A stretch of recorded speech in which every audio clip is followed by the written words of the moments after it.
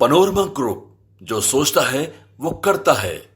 नमस्कार, खबरें with news हाट में आपका बहुत बहुत स्वागत है। मैं हूं सागर और मेरे साथ मौजूद हैं न्यूज हाट के सीनियर जर्नलिस्ट चंदन झा। नमस्कार सर। नमस्कार सागर जी। सर, आज खबरें कुछ खास हैं। बिल्कुल। बिहार के और देश दुनिया के तमाम अपडेट्स लेकर आज फिर हम लोग हाजिर हैं।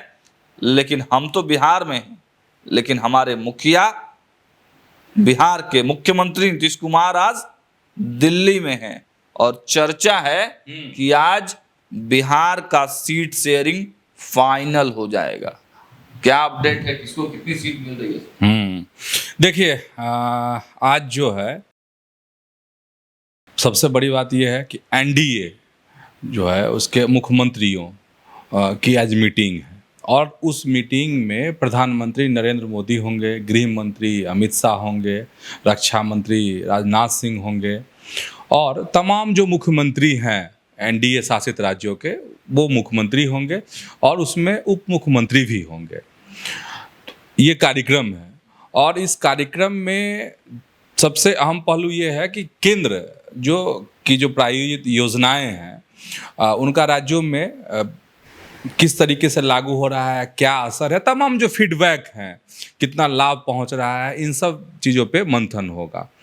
और इस सब के इतर जो सबसे बिहार के लिहाज से बात है कि नीतीश कुमार कई दफ़े दिल्ली गए थे पिछले दिनों, लेकिन प्रधानमंत्री से उनकी मुलाकात नहीं हुई थी। हालांकि मधुबनी जब आए थे प्रधानमंत्री तो एक ही मंच पे थे ये लोग, ये है, लेकिन दिल्ली जाने पर मुलाकात नहीं हुई थी। तो आज इसमें तो बात होगी ही। इसके बाद एनडीए के राज्यों के जो शासन है उसको कैसे सुशासन, वहाँ पे तो सुशासन कहा जाता है कि है, तो और कैसे वो कायम रहे, बरकरार रहे, उसमें कमी नहीं आए, इस पे बात। सागर जी, जब पीएम और सीएम मिलेंगे, हम एनडीए मुख्यमंत्रियों की जो मीटिंग है हम उससे इतर की बात कर रहे हैं, क्योंकि बिहार में चुनाव है और पीएम मिलेंगे और सीएम मिलेंगे तो स्वाभाविक है सवाल सागर जी का एकदम ये है समीचीन इस लिहाज से कि चुनाव है। और तो चुनाव में क्या सीट शेयरिंग, गठबंधन, रणनीति, तो सब चीज़ों पे बातचीत होगी। लेकिन सागर जी, सीट शेयरिंग फाइनल होगा इस पे थोड़ा संशय है। बात हो जाएगी पूरी, लेकिन आधिकारिक घोषणा में मुश्किल आ सकती है। पूछिए क्यों? इसलिए कि एकदम राइट हैंड नीतीश कुमार के संजय झा नहीं रहेंगे, एक नंबर। अहम हिस्सा जीतन राम मांझी नहीं होंगे, चिराग पासवान नहीं होंगे, उपेंद्र कुशवाहा नहीं होंगे, तो फिर फाइनल कैसे हो जाएगा? डिसीजन तो यही दोनों को डिसीजन लेना है, लेकिन सबसे बातचीत करके डिसीजन होगा ना। हाँ, ये कहिए कि बीजेपी और ये दोनों बड़ा भाई छोटा भाई हैं, नहीं तो दोनों अपना ये तय कर लेंगे, रोड मैप एकदम क्लियर हो जाएगा। रोड मैप तो बन ही रहा है, बना ही होगा, लेकिन अब पीएम के पास जो है तो फाइनल टच में रोड मैप पहुंच जाएगा। पहली बार नहीं लगता है आपको कि मतलब मोदी जी और नीतीश कुमार 1-to-1 अकेले में बात करने वाले हैं इन तमाम जो घटनाक्रम है उसके बाद पहली बार मिलेंगे? ये पहलगाम की बात कर रहे हैं। पहलगाम में जो आतंकी हमला हुआ था जिसमें 26 लोगों की, निर्दोष और निहत्थे लोगों की जान चली गई थी। धर्म पूछकर आतंकियों ने गोलियां मारी थी, हमारी माँ और बहनों का सुहाग गुजारा था। तो परिणाम तो सभी जानते हैं, ऑपरेशन सिंदूर हुआ तो कैसे कराहने लगा पाकिस्तान और आतंकी कैसे नस्त नाबूद हो गए। चलिए, लेकिन हम फिर बिहार पर लौटते हैं और बिहार की अगर बात करेंगे तो यह मीटिंग बहुत अहम है। एनडीए की मीटिंग तो अहम है ही, इसके अलावे मुलाकात जो होने वाली है पीएम और सीएम की, उसमें पूरा रोड मैप तैयार हो जाएगा। सीट शेयरिंग भी हो जाएगा अंदरे अंदरे, लेकिन खुलासा तभी होगा जब और भी मांझी जी होंगे, चिराग जी होंगे, उसमें उपेंद्र कुशवाहा जी होंगे, इन सब सारे जब डील बना लिया जाएगा, सीटें बांट ली जाएगी और जिनको देना होगा जो बता दिया जाएगा, लेकिन घोषणा अभी नहीं होगा। अगर हम बोले ना तो कानाफूसी सब कर लेंगे ये लोग, मतलब पीएम और सीएम, ठीक है। एक चीज मुझे यह भी जानना है सर, क्योंकि आपके लगातार सोर्सेस काम कर रहे हैं, तो मुकेश सहनी के बारे में भी क्या अपडेट है? कुछ क्या उनके विषय में भी पीएम और सीएम के बीच में बातचीत हो? बिल्कुल बात होगी ना, बात होगी तो व्यापक बात होगी ना कि भाई एनडीए में कौन कौन से दल रहेंगे, क्या दलों की संख्या बढ़ सकती है, तो इन सब स्वाभाविक है कि इन सब चीज़ों पे बातचीत होगी दोनों लोगों के बीच में। अब पीएम और सीएम क्या तय करते हैं, वैसे मुकेश सहनी तो अजब छटपटा रहे हैं। उनका बयान तो कह रहे हैं कि बीजेपी वाला के साथ खड़ा नहीं होंगे, उठेंगे नहीं, बैठेंगे नहीं बोले थे कि हमको दाएं और बाएं बीच में हमको चाप देना चाह रहा था, हम भाग गए वहाँ से, किनारे हो गए। तो ये मुकेश सहनी का है, लेकिन दलों की संख्या बढ़ सकती है, इसमें कोई दो राय नहीं है। उधर प्रधानमंत्री और मुख्यमंत्री मुलाकात तो कर रहे हैं सर, लेकिन इधर कुशवाहा बड़ा खेल की तैयारी में है। देखिए, एक तरफ उपेंद्र कुशवाहा आपको क्या कर रहे हैं कि पीएम आने वाले हैं 30 तारीख को विक्रमगंज में, शाहबाद का इलाका है, और उसी इलाके में आज ही उपेंद्र कुशवाहा की एक बड़ी रैली है, विक्रमगंज में रैली है। और उधर दिल्ली में आज ही मुलाकात है सीएम और पीएम की, और सीएम और पीएम की बात, मुलाकात की सारी बात तो हमने कह दी है आपको। अब समझिए कि आखिर एक तरफ दिल्ली में उधर सीएम पीएम मिल रहे हैं, इधर जो है विक्रमगंज में उपेंद्र कुशवाहा जो है रैली करने वाले हैं, सरकार से डिमांड करने वाले। हाँ, सरकार से डिमांड करने वाले हैं। अब है क्या डिमांड कर रहे हैं? कुछ अलग तो खिचड़ी नहीं पक रही एनडीए में।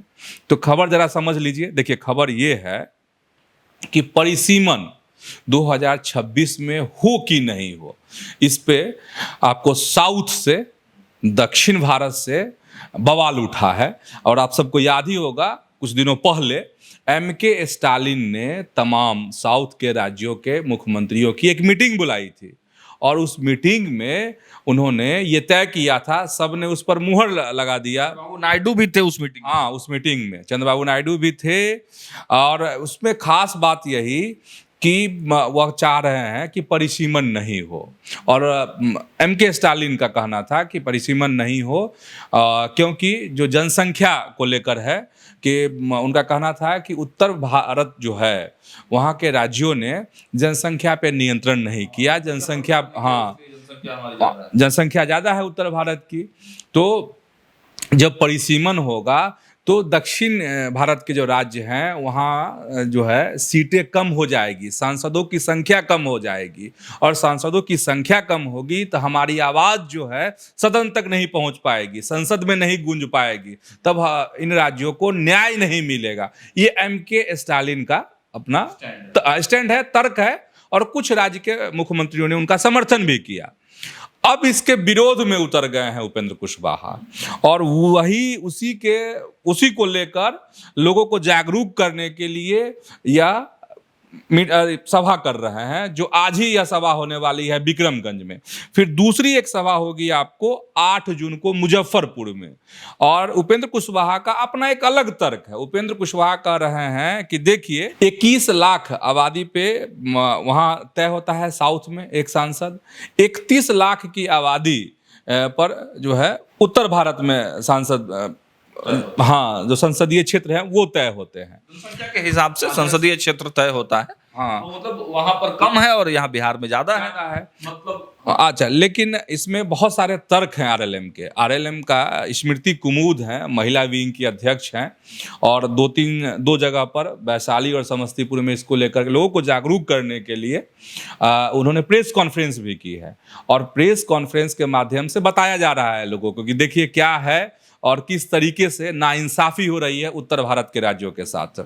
और आरएलएम का, उपेंद्र कुशवाहा की पार्टी का यही कहना है कि हर हाल में 2026 में परिसीमन होना ही होना चाहिए। परिसीमन अगर नहीं होगा तो नाइंसाफी होगी, क्योंकि इतिहास में इन राज्यों के साथ जो है बहुत नाइंसाफी हुई है। तो इसी को लेकर है। मतलब आप समझ गए होंगे, ये दिल्ली में मीटिंग हो रही है, इधर उपेंद्र कुशवाहा मीटिंग कर रहे हैं, तो कुछ अलग नहीं कर रहे हैं, क्योंकि केंद्र की सरकार भी यही चाहती है कि समय पर परिसीमन हो, और जो संसदीय क्षेत्र हैं उनका नए तरीके से सीमांकन हो जाए। चलिए आगे बढ़ते हैं सर। बिहार में चुनाव होने और उसकी सुगबुगाहट तेज है, पीएम सीएम मिल रहे हैं, उपेंद्र कुशवाहा का अलग कार्यक्रम कर रहे हैं, सभी दल अपने अपने स्तर से लगे हुए हैं, तेजस्वी यादव लगातार नीति पे नीति बना रहे हैं, लेकिन अब एआई वार शुरू हो गया है बिहार में। हाँ, तो क्या चुनाव जो बिहार का होगा वो एआई चुनाव होगा? बिल्कुल होगा। देख रहे हैं हर आदमी के जहन में आपको एआई बैठ रहा है। चलिए, तो पॉलिटिकल पार्टियों के दिमाग में क्यों नहीं एआई रहेगा और पॉलिटिकल पार्टियां क्यों नहीं इस्तेमाल करेंगी। लेकिन खबर समझने से पहले एक बात बता देते हैं, एआई से सावधान। ठीक है, चलिए अब खबर ये है कि बीजेपी के द्वारा एआई वीडियो जारी किए गए जिसमें गैंग्स ऑफ घोटालेबाज कहा गया। किसको? तो लालू परिवार को। तो इसके जवाब में फिर इधर से काउंटर किया गया आरजेडी की तरफ से। और नीतीश कुमार को देखिए, बीजेपी का नस कहाँ है, एनडीए का नस कहाँ है, तो नीतीश कुमार। तो उसी नस को आरजेडी ने दबा दिया और कहा कि देखिए पलटू चाचा हैं। तो इस तरीके से इधर से भी वीडियो, इधर से भी वीडियो, इधर से भी वीडियो, इधर से वीडियो, तो वीडियो का खेल जो है एआई वीडियो का खेल खेला जा रहा है। और इसका मतलब स्पष्ट है कि इस बार के जो विधानसभा चुनाव हैं वह बहुत तीखे होंगे और उसमें एआई की बड़ी भूमिका होगी। और जो अलग अलग बयान आए हैं सागर जी, मुझे लगता है कि नेताओं के आरएलएम से भी बयान है, भाजपा नेता भी का भी बयान है। बयान तो सबसे मांगे थे, लेकिन जिन नेताओं के बयान आए हैं उन बयान को हम दिखा देते हैं सर। बिल्कुल बिल्कुल। तो दर्शक पहले उन बयानों को सुन लें, दर्शक जो है हमारे। श्रीमान तेजस्वी यादव जी, राजनीति आर्टिफिशियल इंटेलिजेंस से नहीं, ऑन इंटेलिजेंस से चलती है, ओरिजिनल इंटेलिजेंस से चलती है, जो आपके पास तो है नहीं। आप तो 9वीं फेल हैं, तो एआई का प्रयोग करते हैं। आप भूल गए क्या 2017 में जब आप डिप्टी सीएम थे, भ्रष्टाचार का आरोप आप पर लगा था, सिद्ध हुआ था और आपको मुख्यमंत्री की कुर्सी, डिप्टी सीएम की कुर्सी छोड़नी पड़ी थी। आपको याद रखना चाहिए, बहुत दिन नहीं बीता है जब आप ढिढोरा पीटते रहते कि आप डिप्टी सीएम थे तो ये किए वो किए। डिप्टी सीएम रहते हुए आप पर भ्रष्टाचार का आरोप लगा और आपको कुर्सी गंवानी पड़ी। शर्म करनी चाहिए आपको। बिहार की जनता अब आपके झांसे में नहीं आने वाली। बिहार की जनता ने मन बना लिया है कि 2025 में फिर से नीतीश और प्रचंड जीत के साथ, कम से कम 225 सीट के साथ एनडीए सत्ता में वापसी करने जा रही है। आप कितना भी इस तरह के आर्टिफिशियल इंटेलिजेंस का प्रयोग कर जनता को गुमराह करने का प्रयास कर लें, बिहार की जनता गुमराह नहीं होने वाली। आदरणीय नीतीश कुमार जी ने बिहार को पलट दिया। जिस बिहार को आपके पिताजी ने और माताजी ने बर्बाद कर दिया था, बिहार हत्या, लूट, डकैती, अपहरण, भ्रष्टाचार का केंद्र बन गया था। बिहार में कोई सड़क नहीं, बिजली नहीं, इंजीनियरिंग की पढ़ाई करने के लिए बिहार के बच्चे दूसरे राज्य में जाते थे। आज नीतीश कुमार जी बिहार में सड़कों का जाल बिछा दिया, हर घर बिजली पहुंचा दी। बिहार के बच्चे 10 रुपये में इंजीनियरिंग की पढ़ाई कर रहे हैं, मेडिकल कॉलेज खुल रहे हैं हर जिले में लगभग। भाई तेजस्वी जी, नीतीश कुमार जी ने सचमुच बिहार को पलट दिया। हाँ, नीतीश कुमार जी वही खड़े हैं। आप भले आ जाते हैं, आपके पिताजी भले आदरणीय नीतीश कुमार जी को फोन करते हैं और कहते हैं हमरा लड़का पर थोड़ा ध्यान दे दीजिए। नीतीश कुमार जी आशीर्वाद नहीं देते तो आप डिप्टी सीएम नहीं बन पाते। राष्ट्रीय जनता दल के सोशल मीडिया पर बिहार के विकास पुरुष मुख्यमंत्री माननीय नीतीश कुमार जी की तस्वीर बनाकर जिस तरह का आपत्तिजनक शब्द का प्रयोग किया है, मैं इसकी घोर निंदा करता हूं। अब राष्ट्रीय जनता दल की क्या स्थिति हो गई है अब समझ में नहीं आ रहा। एक तरह से मैं कह सकता हूं कि राष्ट्रीय जनता दल के वे लोग मानसिक दिवालियापन का यह प्रतीक दिखा रहे हैं। यह नीतीश कुमार जी का ऐसा पोस्टर बनाकर और इस तरह का आपत्तिजनक शब्द का प्रयोग करके यह बिहार की जनता को क्या दिखाना चाहती है राष्ट्रीय जनता दल के नेता, राष्ट्रीय जनता दल के युवराज श्री तेजस्वी प्रसाद यादव जी। आप तो पहले बताइए कि आप कितनी बार उप मुख्यमंत्री बनने के लिए अपना पासा पलटते रहते हैं और आप आरोप लगाते हैं माननीय मुख्यमंत्री नीतीश कुमार जी पर।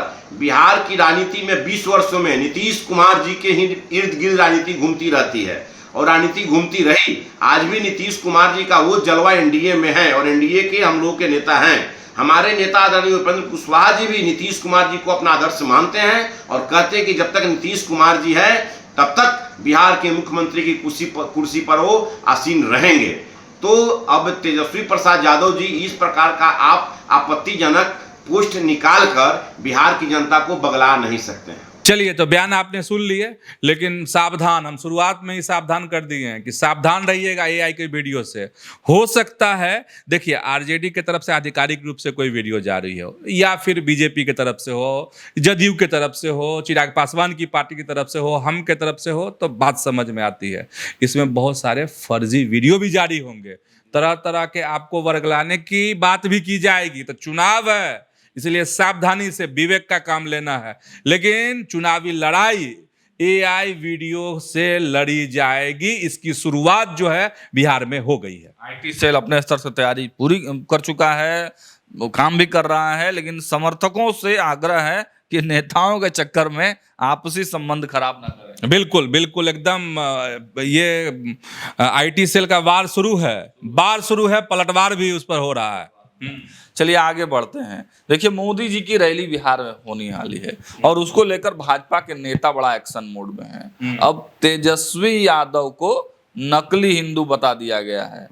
क्या अपडेट है सर? क्या तेजस्वी यादव को जो घेरने की तैयारी पिछले दिनों बनाई गई थी, अब उसी का असर ये दिख रहा है कि तेजस्वी यादव पर डायरेक्ट प्रहार किया जा रहा है? तो प्रहार तो होगा ही ना। एआई वाला प्रहार क्या है? वो भी डायरेक्ट ही है, चाहे बीजेपी की तरफ से हो या ये हो। अब नकली हिंदू वाली बात है, नकली हिंदू वाली बात में यह है, अच्छा ये याद होगा, रमजान का महीना था, तेजस्वी यादव मिथिला क्षेत्र में जाते हैं और पहले वह एक मंदिर है, दुर्गा जी मंदिर है, बड़ा वहाँ का ये है, बहुत आस्था है उस मंदिर से लोगों की जुड़ी हुई। वहाँ जाते हैं और इसके बाद वो फिर पहुँच जाते हैं आपको इफ्तार पार्टी में, और यहाँ तिलक लगाते हैं, मंदिर में तिलक लगा हुआ है, पूजा का पाठ करते हैं, तिलक लगाते हैं। लेकिन कुछ ही दूरी पर जहाँ इफ्तार पार्टी आयोजित की गई थी, कुछ ही दूरी का फासला बहुत ज़्यादा नहीं था, तो वहाँ पहुँचते हैं तो टोपी वोपी पहन के जो होता है नहीं रहता है उनके चेहरे, मिटा हुआ था। तो यही घेरने की कोशिश जो है इधर से हो रही है, एनडीए नेताओं की तरफ से, भाजपा नेताओं की तरफ से। संजय सरावगी उनको घेर रहे हैं और वह भी याद दिला रहे हैं, वह भी तस्वीर सामने आ रही है जब वह गए थे तिरुपति बालाजी मंदिर और उसमें जो उन्होंने मुंडन करवाया था, वह भी तस्वीर उसको कि ये सब नकली हिंदू हैं। देखिए, जो बिहार का चुनाव होगा उसमें हिंदुत्व तो एक मुद्दा रहेगा ही रहेगा, समझे? तो इसीलिए अभी से घेरने की कोशिश, क्योंकि तेजस्वी यादव का यह प्रयास है कि सब समाज को लेके चले, चुनाव है, ठीक है। तो बीजेपी यह सोच रही है कि कहीं वो मुद्दा ये नहीं हड़प लें, और इसीलिए उस तरह की तस्वीर और जो पुरानी बात है उसको भाजपा याद दिलाने की कोशिश कर रही है। तो इसको सब चुनावी मानिए, एकदम सब आदमी शांत, जो है, जो भी दर्शक हैं हमारे, देखते रहिए, अभी बहुत कुछ होगा बिहार में। और हम कहे ही हैं अभी कुछ ही देर पहले कि बिहार का चुनाव बहुत तीखा होगा, उसमें एआई से लेकर के तमाम इतिहास खंगाले जाएंगे, बहुत कुछ होना है अभी और तीखे बयान भी आने बाकी हैं अभी। सीधे आपके दिल और दिमाग तक को प्रभावित करने वाले बयान, वीडियोस और ये तमाम तरह के जो उपकरण उनको यूज करके किए जाएंगे। तो खैर, ये चुनाव है, इसमें ऐसा होता है, आपको अपने बुद्धि विवेक से फैसला लेना है कि किसको वोट करना है। देखिए, न्यूज़ हार्ट के माध्यम से हम लोग खबरें विद न्यूज़ हार्ट लेकर सुबह सुबह रोज आपके सामने आते हैं। आपसे बस एक विनम्र निवेदन यही है कि पहले तो आप हमारे चैनल को अगर सब्सक्राइब नहीं किए हैं तो सब्सक्राइब भी कर लीजिए, और आपके जो कीमती सुझाव हैं, आपके अगर कुछ सवाल हैं और कुछ सजेशन हैं या शिकायत भी है, तो आप कमेंट बॉक्स में वो सारी चीज़ें रख सकते हैं। फिलहाल न्यूज़ हार्ट पर खबरों का सिलसिला जारी है, देखते रहिए न्यूज़ हार्ट। बहुत बहुत धन्यवाद।